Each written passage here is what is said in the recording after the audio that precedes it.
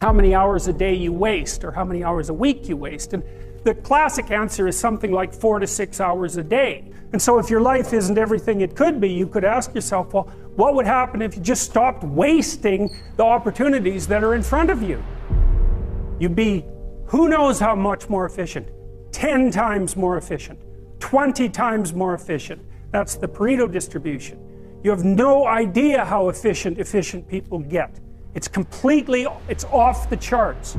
Well, and if we all got our act together collectively and stopped making things worse, because that's another thing people do all the time, not only do they not do what they should to make things better, they actively attempt to make things worse because they're spiteful or resentful or arrogant or deceitful or homicidal or genocidal or all of those things all bundled together in an absolutely pathological package.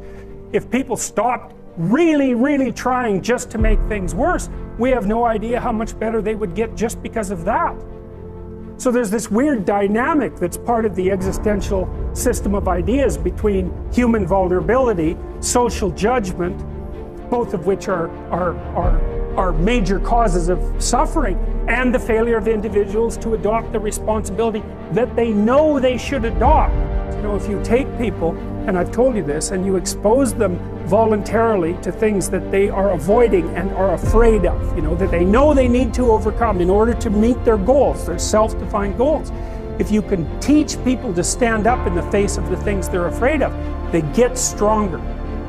And you don't know what the upper limits to that are, because you might ask yourself, like, if for 10 years, if you didn't avoid doing what you knew you needed to do, by your own definitions, right, within the value structure that you've created, to the degree that you've done that, what would you be like? Well, you know, there are remarkable people who come into the world from time to time, and there are people who do find out over decades-long periods what they could be like if they were who they were, if they spoke their being forward.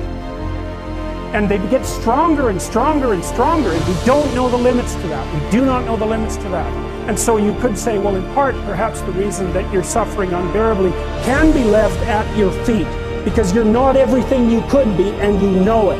And of course, that's a terrible thing to admit, and it's a terrible thing to consider, but there's real promise in it, right? Because it means that perhaps there's another way that you could look at the world, and another way that you could act in the world, so what it would reflect back to you would be much better than what it reflects back to you now. So you might say, well, what would happen if you abided by your conscience for 5 years or for 10 years? What sort of position might you be in? What sort of family might you have? What sort of relationship might you be able to forge? And you could be bloody sure that a relationship that's forged on the basis of who you actually are is going to be a lot stronger and more welcome than one that's forged on the basis of who you aren't. And it's a great basis upon which to bring children into the world, for example, because you can have an actual relationship with them instead of torturing them half to death, which is what happens in a tremendously large minority of cases. Because it isn't merely that your fate depends on whether or not you get your act together and to what degree you decide that you're going to live out your own genuine being. It isn't only your fate, it's the fate of everyone that you're networked with. And so, you know, you think, well, there's 7 billion people in the world, and who are you? You're just one little dust mote among that 7 billion, and so it really doesn't matter what you do or don't do, but that's simply not the case. It's the wrong model, because you're at the center of a network.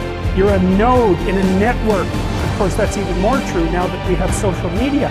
You'll know 1,000 people, at least over the course of your life. And they'll know 1,000 people each, and that puts you one person away from 1 million, and 2 persons away from 1 billion. And so that's how you're connected, and the things you do, they're like dropping a stone in a pond. The ripples move outward, and they affect things in ways that you can't fully comprehend, and it means that the things that you do and that you don't do are far more important than you think.